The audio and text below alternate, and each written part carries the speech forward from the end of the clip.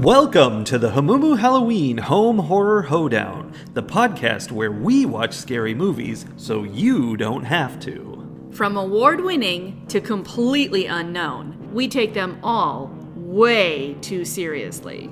I'm your host, Mike Hummel. And I'm your host, Solange Hummel. Now, warning, we use a ghoulish number of spoilers, so watch the movies first. Second warning, we don't know anything about anything, so don't take us seriously as we take these movies seriously. Ring ring. Ring ring.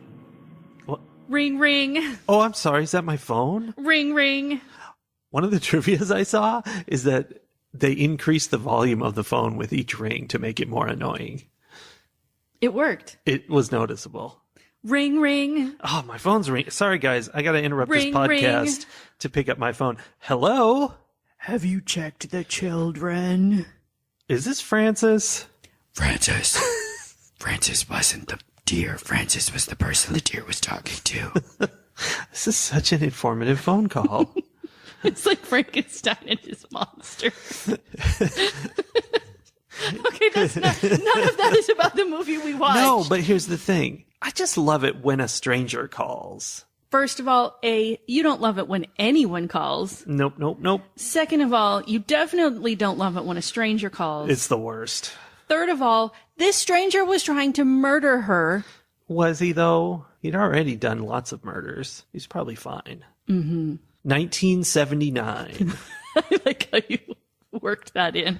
It was a subtle reference to the year the movie came out. My favorite thing about our podcast is how structured and organized and reliable it is. We are reliable. That's our main thing. Okay, When a Stranger Calls, 1979. We knew going into it that it was billed as a thriller. Mystery thriller. A mystery thriller, but it looked like it was going to be horror. Because the opening sequence of this film is exactly what you think it is. And it is an urban legend that has been used in other movies, most notably Black Christmas from 1974, which we also reviewed, which contains word for word the same classic line that's in this movie, which is, "The call is coming from inside the house."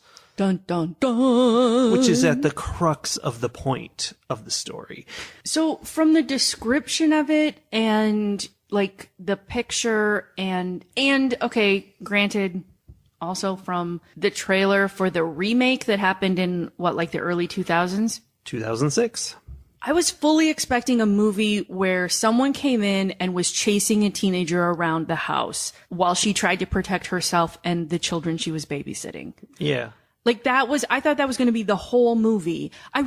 Basically what I was picturing was Halloween. I made a note that this plot is the entire arc of the series of Halloween movies. That's true. It's all 70,000 Halloween movies crammed into one. And on that note, this movie came out in 79. Halloween came out in 78. This movie was specifically made in response to the success of Halloween. They're like, oh, people like babysitters to get murdered. Okay, I would have liked that. I mean, that sounds terrible. I don't want real babysitters murdered. But I would have liked that movie.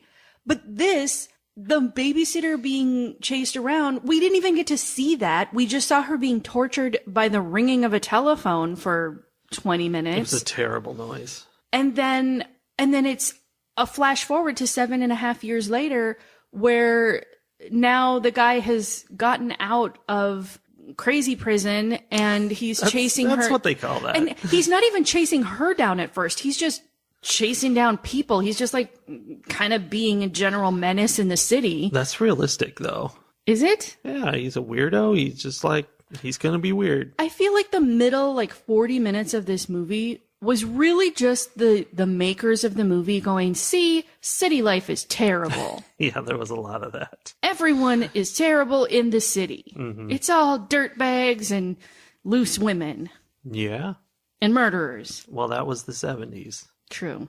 So there's that chunk. And then we suddenly are like, oh, here's the teenager 7.5 years later. She's got a couple kids of her own, which she must have popped out right away because that One kid was basically 7 years old. What does Bobby think about this situation? Right? Anyway, she's got a couple kids, and now he's coming to get her kids, and she's losing her mind because, you know, the repeat of this trauma from her teenage years, which, understandable. Fair.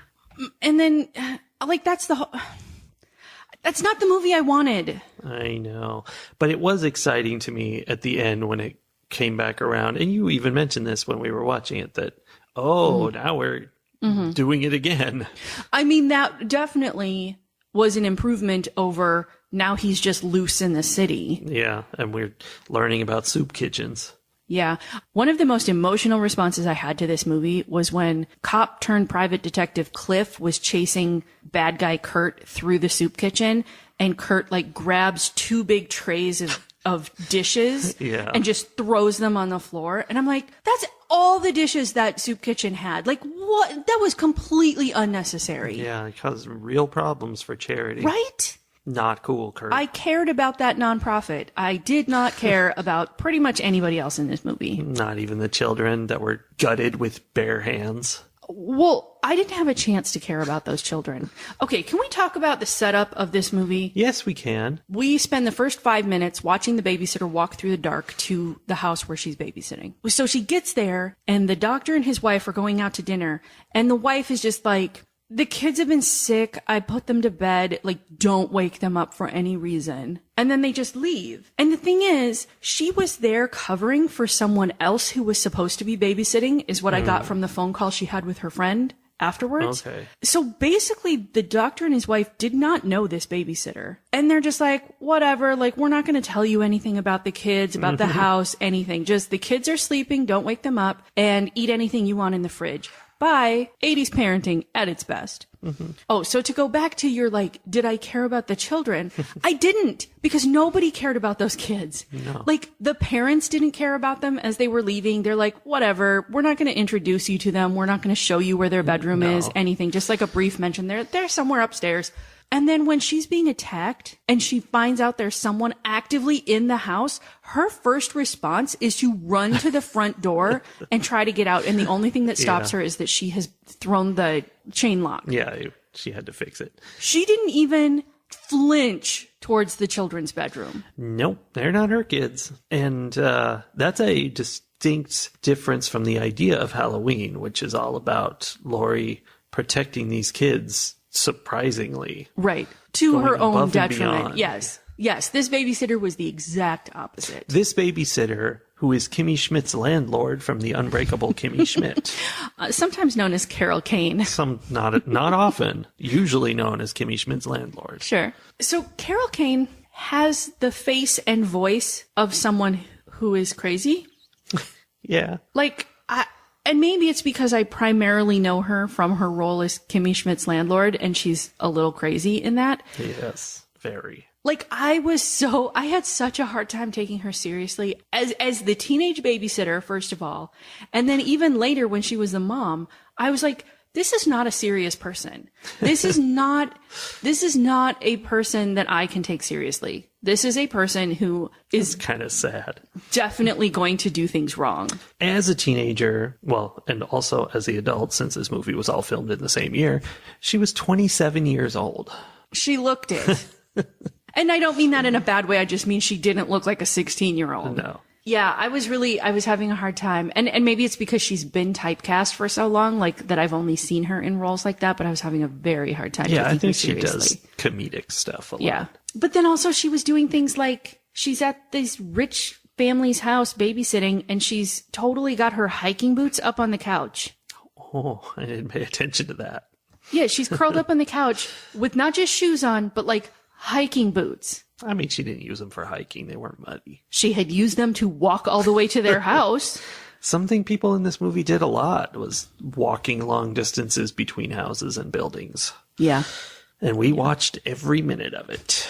We really did. Okay, so the other main female character in the movie is Tracy, who is like this middle-aged lady who has a favorite bar, but it is apparently on the opposite side of town as where she lives. And apparently. she has to walk home afterwards. And that's more of the walking we see. Twice in this movie, we see her entire walk home. And I get that there's a tension involved because both times we're concerned that Kurt is following her and potentially going to murder her. Although the first time, I think she wasn't concerned about that. She's like, oh, maybe he's coming along too, but that's okay. He's just a cool dude. I don't think she knew he was coming along. I don't think she knew that he was following her that first time. Like, he had harassed her in the bar. He had gotten beaten up by the pool player, thrown out. And not by the bartender, for sure. And what's funny, right, definitely not by the turtleneck wearing bartender, because he just like watched with just this like, look on his face the whole time. Not only that, but he also, while he was harassing her and the other guy was like, this is a problem, he's like, no, it's fine. No, just stop bothering this guy who's harassing her. So I don't think she knew that Kurt was following her. There's another like weird timing thing, because she gets harassed by Kurt. Kurt gets beat up and thrown out. She says, I don't know why I even come to this bar, and storms out. And then there's a cut to much later when like the bar is closing and she's leaving the bar again. Yeah, it's definitely in the night. And later there's a mention of that the beat up had happened in the afternoon, and she definitely left at closing, which is like midnight. 2 a.m. Yeah, I don't know. Weird. The timing was all off. Well, so was her interaction with Kurt, to the point where I thought she knew him for most of their interaction. Like, she's like, oh, it's you. I'm tired of you. And all this. And like, no, just a random guy hitting on her. She apologizes to him for him getting beat up at the bar and says, oh, I didn't mean for that to happen. At that moment, I was like, wait a minute. Is she like his therapist or something? And like, this was some kind of thing that they set up? That would be weird. Right? But it wasn't. It was even weirder, but more, I guess, fitting for our society in the 80s and the 70s and whatnot, where it really just was, he was a creepy dude hitting on her in a bar. He got beat up. She apologized for the fact that he experienced consequences to his behavior. And then he follows her home and she's like, oh, hi, it's you again. And she's cool with that. And then he pushes his way into her apartment. Okay, wait. There's a strange dude who harassed her in the bar, followed her all the way across town to get home, is standing outside her front door. Her phone rings. She turns her back on him and goes in and like chit chats with her friend a little bit. Yeah. And then he's in her apartment. Yeah. And she's like, oh, yeah, I guess you're here. Basically, she's like going to go to bed and be like, leave. You should leave. I'm going to bed. Like, right. What? Yeah. I couldn't tell what was supposed to be happening there. I couldn't tell if we were supposed to think that she was just so like self-assured and badass that she really like wasn't afraid of this strange guy who had done multiple things that would have made the average woman afraid for their lives, or if there was some kind of like, she is to blame for what's about to happen to her because she hasn't taken the precautions women should take. Like, she's doing all the things wrong. She's walking alone late at night. She turns her back on a strange man. She lets him be in her apartment. She sasses him. Not to. But not that hard. Yeah. Like, she lives alone. She got drunk. Like, she's doing all the things that society says, mean a woman is asking for it. And I'm just like, are we judging her, or are we saying she's just so badass she doesn't recognize the danger she's in, or what? I mean, it's very likely we are judging her because she is a drunk. She goes out to this bar all the time. Torchy's, your favorite bar as well. I like it when the bar serves tacos instead of beer, though. Yeah. I don't know. It was all the weirdest interactions to the point where I was very confused about their relationship. Yeah. It felt, as a woman, it felt totally wrong. I'm like, I don't care how badass you think you are. This is a dangerous situation. This man has thrown all the red flags at you. And this is a situation where your hackles are up. You are on alert. You go to the neighbor's house, or you do something to put yourself in a more safe place. You don't just like wander off alone and let this guy into your apartment. Yeah, it was weird. So also, weird. when she did start to feel threatened, she's like, do I need to call the police, and sort of like moves her hand toward the phone. And I'm like, oh, lady, if he's going to hurt you, you're definitely not going to be able to place a phone call. Yeah, it was pretty bad. It was bad. The men in this movie, not that much better. No. Our hero is John Clifford, who was a cop during the original crime. And seems like he kind of got kicked off the force. Well, he said he retired and like went into business for himself. So he was a cop, and then he to ended spend up more time with his family. he was a cop, and then he ends up like as a private detective. Yeah. And he knows that this guy has gotten out of the asylum and is on the streets, and he's concerned about that. So he decides to go murder him. That is the premise. I mean, okay, it's a little more subtle than that. Dr. Mandrakis, whose kids were so brutally taken apart that later we hear that the coroner said it was going to take days of reconstruction to make them presentable for the funeral. But all of that damage was done by Kurt's hands. There was no weaponry. Like, that was disturbingly graphic. So Dr. Mandrakis hires Private Eye Cliff to find Kurt once Kurt gets out, once he escapes. And it wasn't clear to me whether Dr. Mandrakis was the one who was like, kill this dude, or if he was just like, find him and put him back behind bars. No one else should suffer what we suffered. And then Cliff, who has been like stewing on this situation for years, decides on his own, like, the system failed us once or twice already. I'm just going to take this guy out. Yeah, I don't know what the doctor told him, but regardless, he was personally interested in doing some murdering. Yeah, which he flat out says to a cop. Someone who is still working as a cop, who was like his underling during that situation. Like, they were both at the house after the kids were murdered. And so now, Cliff is the private eye and Charlie is a detective in the city. And he straight up goes and tells Charlie, I'm going to murder this guy. And Charlie's like, oh, no, that's bad. How can I help you? Yeah. It's pretty straightforward that he's like, oh, it was something about, if you screw this up, blah, blah, it'll be bad. Which we had a discussion about, like, what does that mean? Because it sounds like killing him doesn't count as screwing it up. No, it definitely felt like screw it up means if you kill him and get caught and it gets traced back to me. Yeah. That's great. Otherwise, it's fine. So much of this movie, like, this is not a movie for 2024. Because it just was triggering my all cops are bad, choose the bear, everything, like, so hard through the whole movie. Yeah.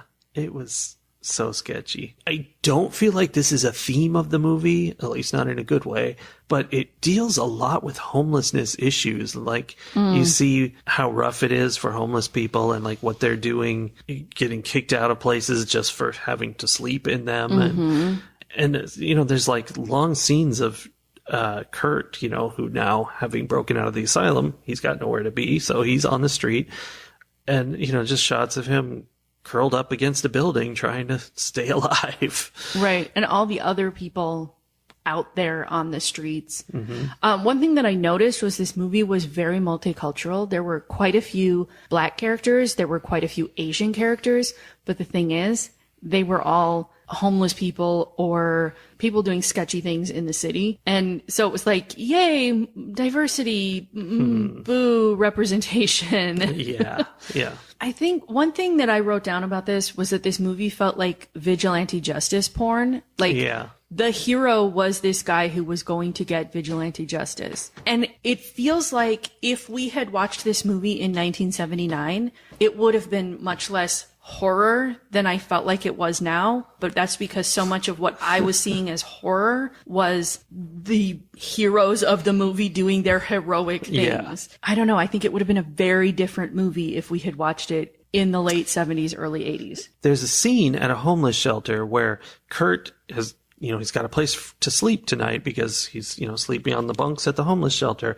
And so there's a whole bunch of guys in this one room, and the detective comes in and he's sneaking through all the different people, getting his flashlight shining in their faces. Nobody seems to yell at him or make any noise for this, but they're annoyed by it and trying to find him. And he's holding a pointy thing like a screwdriver or an awl that he's going to murder him with. And that's like horror. Like, this guy's just trying to sleep and someone's sneaking through the dark, gonna stab him. It's pretty exciting stuff. It was. Kurt ends up slipping out a side door and Cliff ends up chasing him. And one of the funnier scenes was how all the homeless men get up and they're in Cliff's way and kind of blocking. And I don't think they were intentionally blocking him, but it was just this weird, the choreography of the scene was this kind of weird chaos where he couldn't catch Kurt because Kurt had gotten to the other side of this group of men and he was trying to work his way through. And then several of them fall down the stairs for some reason. A lot of people fell down the stairs. And I don't know, it was just weirdly choreographed for this scene, this chase scene where he couldn't catch him, but they had to give a reason why he couldn't catch him. Yeah, it's because he was fatter than him. Somewhat related to Cliff and his interesting style of private detectiving, Cliff is trying to track down Kurt, and in the process of that ends up, I guess, finding Tracy because he's talked to someone at the bar and they're unclear, that guy followed Tracy home.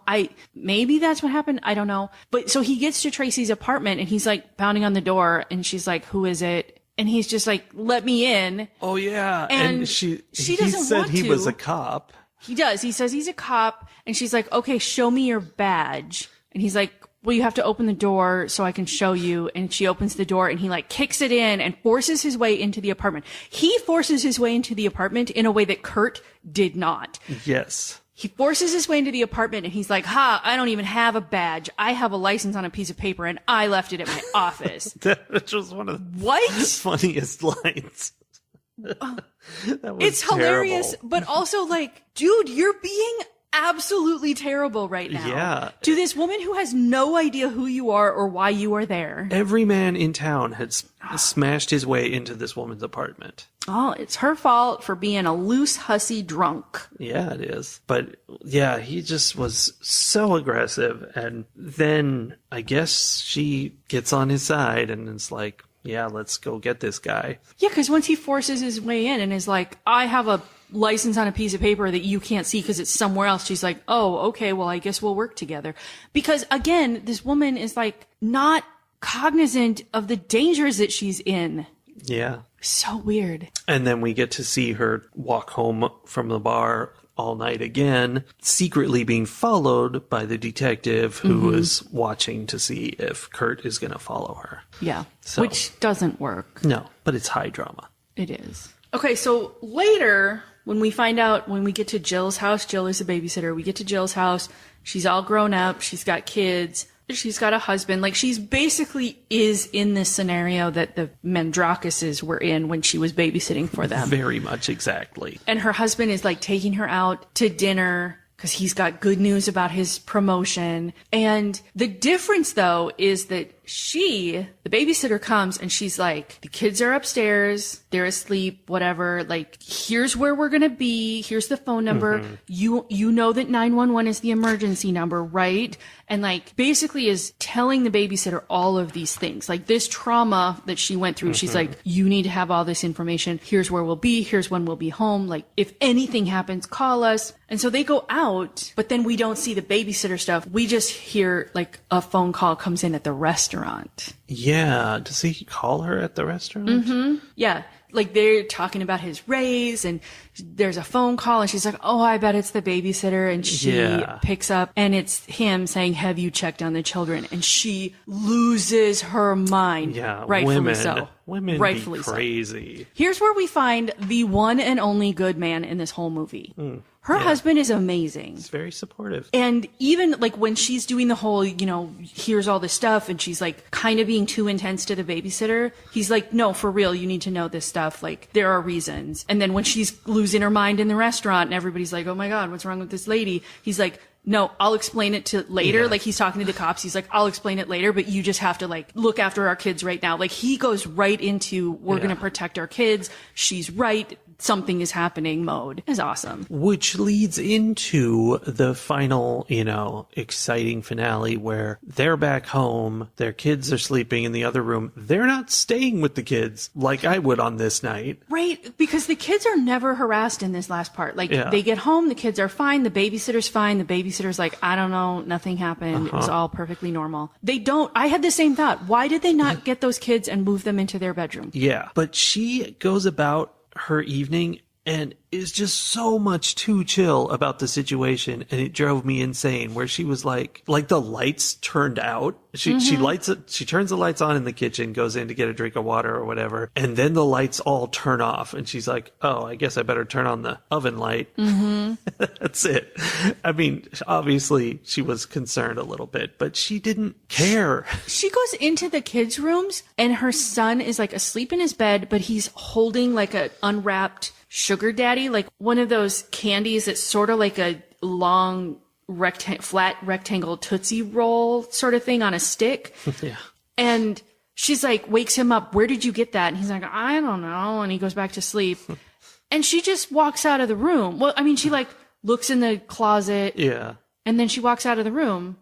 She takes the candy away from him. But like something happened there. You already think there's someone in your home. And all these things are happening, and you're just so like... many things. Yeah.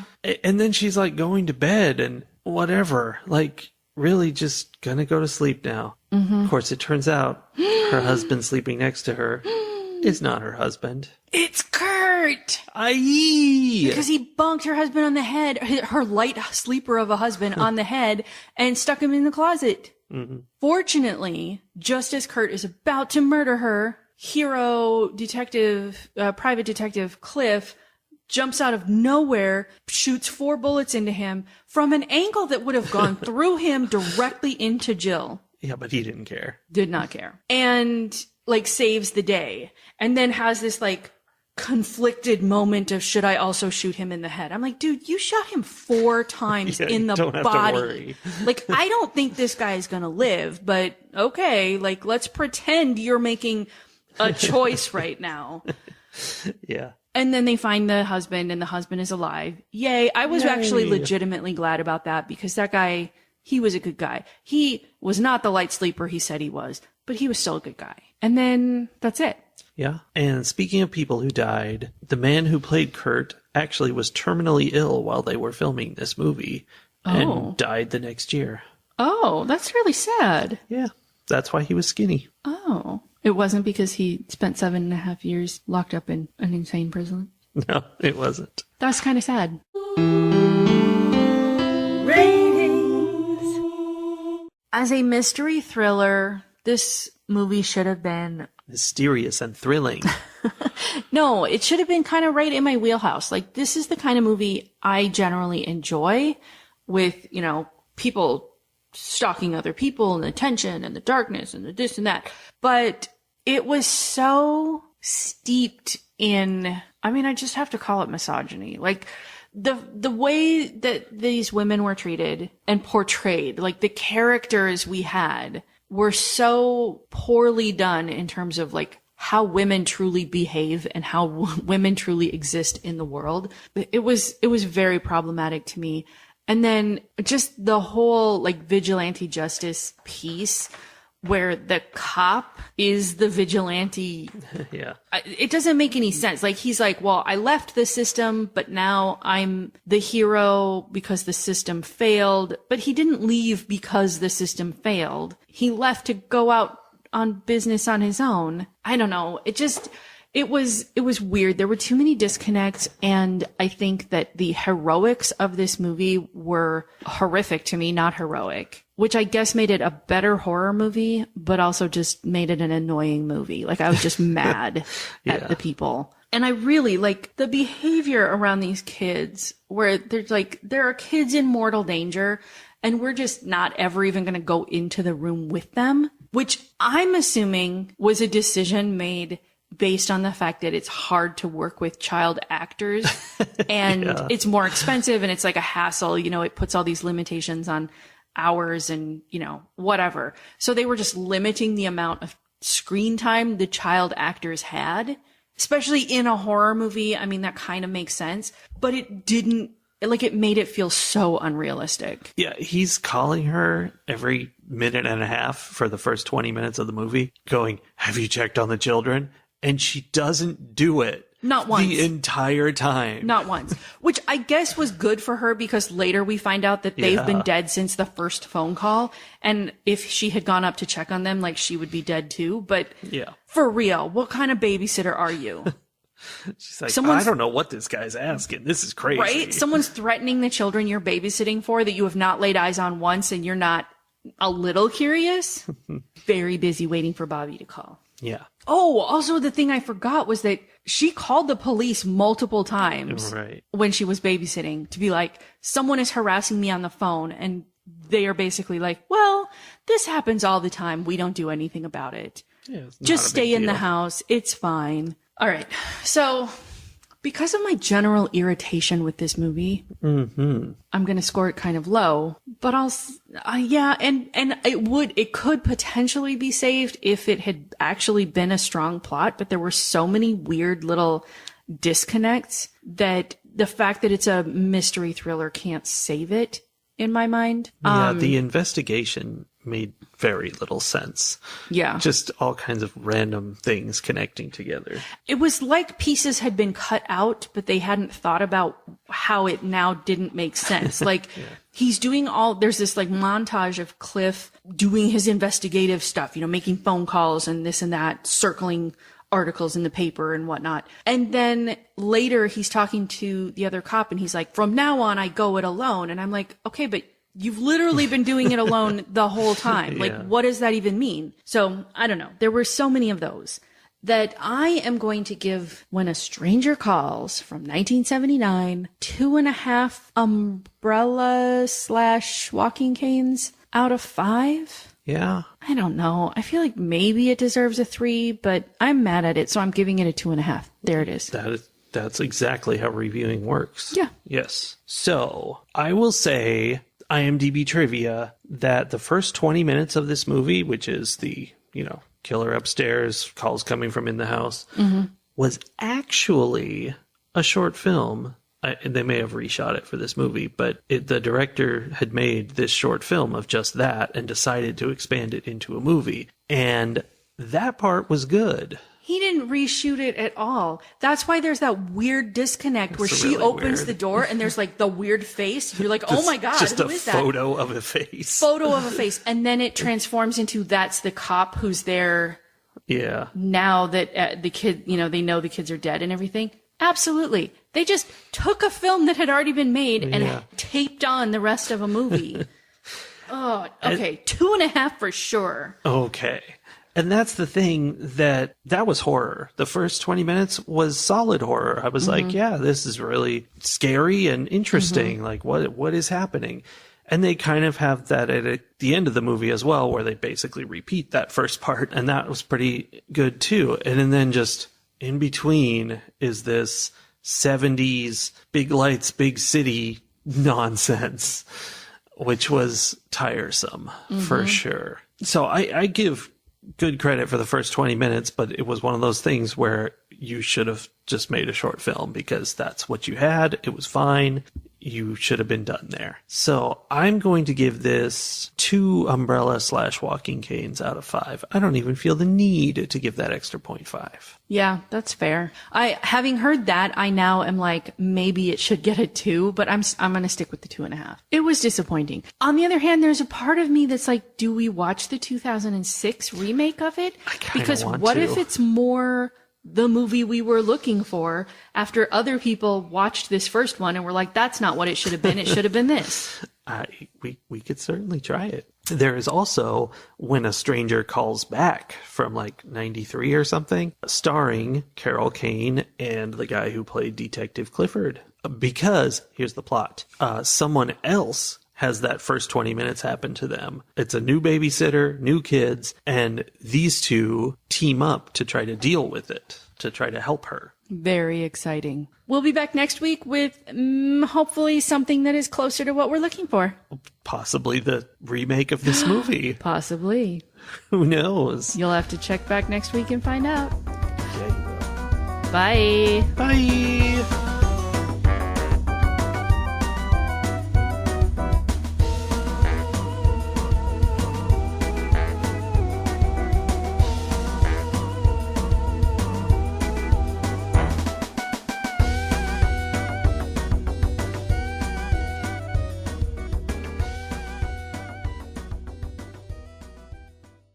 I have 3 pages of notes on this movie. That's so many pages. You're actually too loud. I'll turn you down a little. Surprise, surprise.